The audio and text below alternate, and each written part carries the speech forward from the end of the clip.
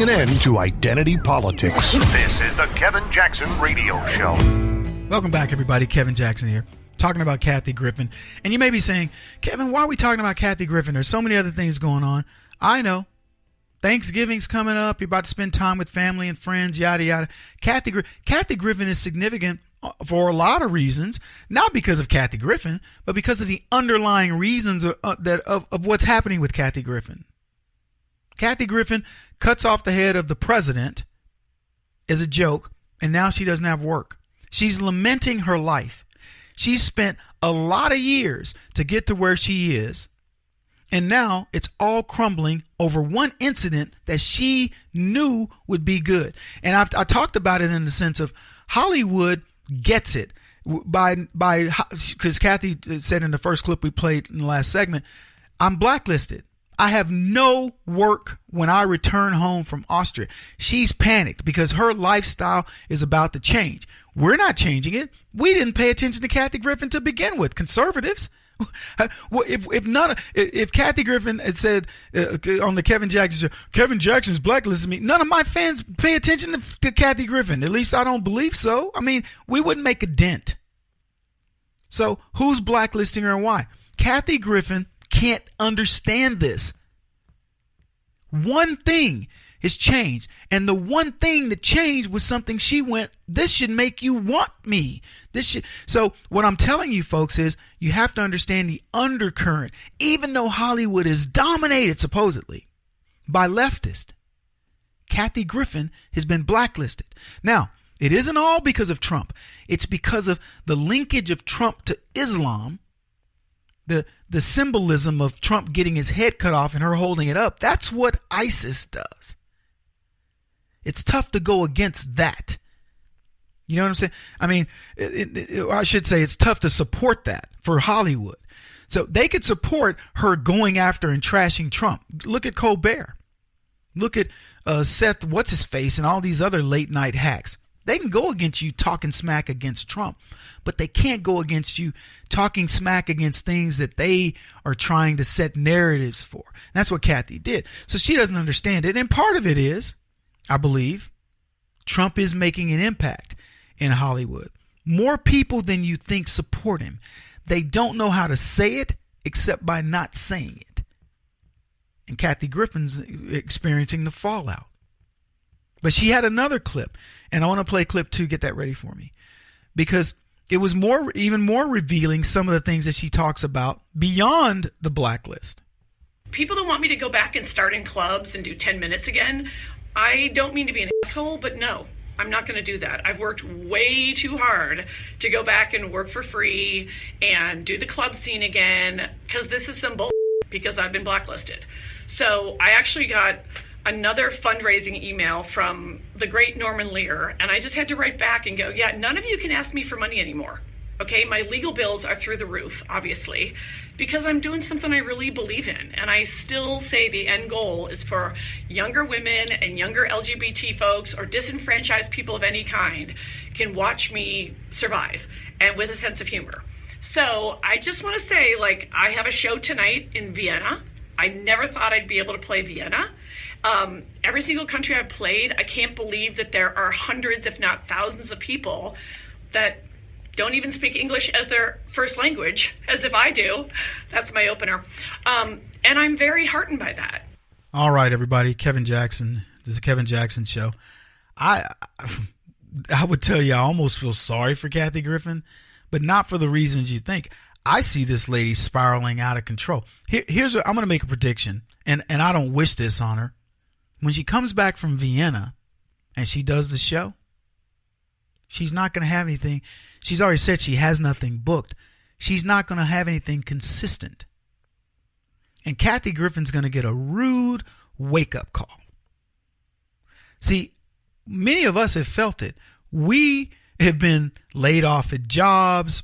In some cases, like I'll use me as an example. They shut down the division in the company that we were going to be building. Abruptly, they didn't honor our contract in terms of what they wanted us to accomplish, but they paid us off. So we all left. And many of us were in limbo. I was one of them. I wrote a book and thought, woohoo, my first month we brought in $37,000 for my book. I thought, well, it doesn't replace my income, but it's pretty good, and I thought it was going to trend upward. It didn't. The next month we brought in $2,000 from the book. The next month, $1,000. And I was panicked because, I'm thinking, I wasn't living crazy, but between taxes and all the other commitments I had, I was like, if I don't get this income back up here fast, I'm in big trouble. I can't survive on $1,000 a month. So, it was a panic, and I made the adjustment. It cost me a lot of money, and I made the adjustment and turned it into a living, writing books and speaking and so on. But Kathy Griffin doesn't have a clue. She doesn't. And I'll tell you something else. She doesn't want to work. You heard what she said. I know the people that want me to start in clubs again, do my 10 minutes. She's effectively said, I'm not going back to stand up. And her comment was, I've worked too hard to build my career, which is the reason why she won't go back. And that's translated to, I won't rebuild my career. I'm not willing to put in the work at the age of 57 that I put in at the age of 27. It's not going to happen. And so when you ask yourself, why doesn't, why do we have people that are unemployed at the age of 40? It's just Kathy Griffin's giving you the answer. She's a leftist. She's not going to rebuild her career. She's not going to do what it takes to survive. It's either feast or famine. I've done it. I paid my dues, and I'm not going to learn something new. Too prideful. No, it's not going to happen.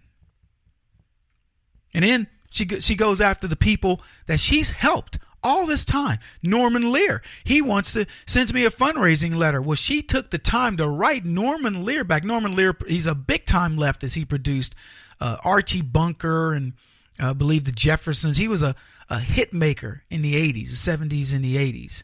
And so apparently he has a fundraiser every year. And if you know how leftist fundraisers work, they effectively expect you to deliver a certain amount of money. You've seen like The Apprentice, where the person takes on the challenge to raise money. They expect you to bring a certain amount of dollars into the fund. So they say, we're going to give you a ticket, but we expect that you're going to bring enough to fill a table, and that table will be $50,000 or $100,000 or $200,000, whatever. And Kathy's going, no, I don't have any money. I got legal fees, blah, blah, blah. While Kathy's problems are self-inflicted, what she's really saying to you is, Hollywood's abandoned me. I've donated money. I've donated time. I've done my stuff. I've paid my dues. And why are these people not coming to my aid? Where are the people I thought would support me? Where's this movement that's supposed to be backing me? Where are my feminists? Yeah. She says she's got a cause. She's fighting for the disenfranchised. Kathy reminds me of Chelsea Handler. Chelsea, who gave up that great career at Netflix because nobody was watching her show. And now she said, I'm going to become a social justice warrior. And she's getting the rude awakening. Number one, it doesn't pay. And number two, you're on the wrong side of it.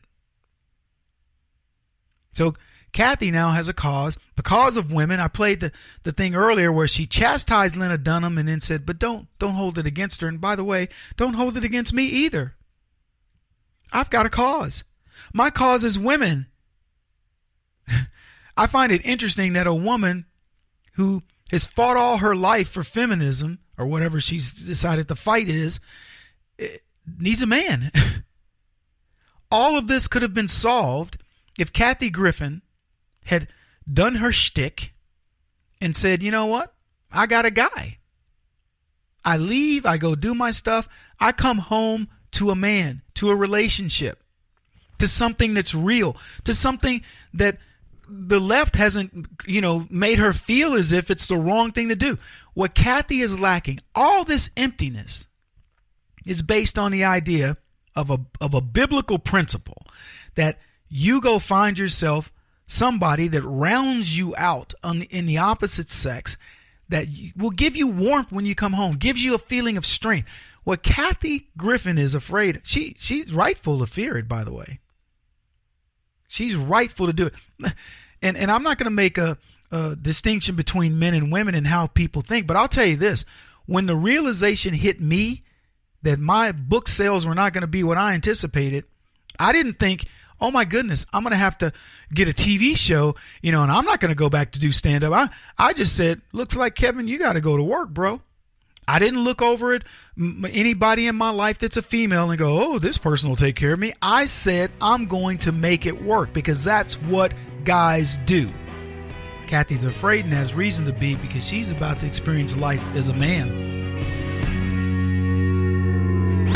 He won't stop until he's the top-rated radio talk show host in America. What kind of weird competitive freak are you? This is the Kevin Jackson Radio Show.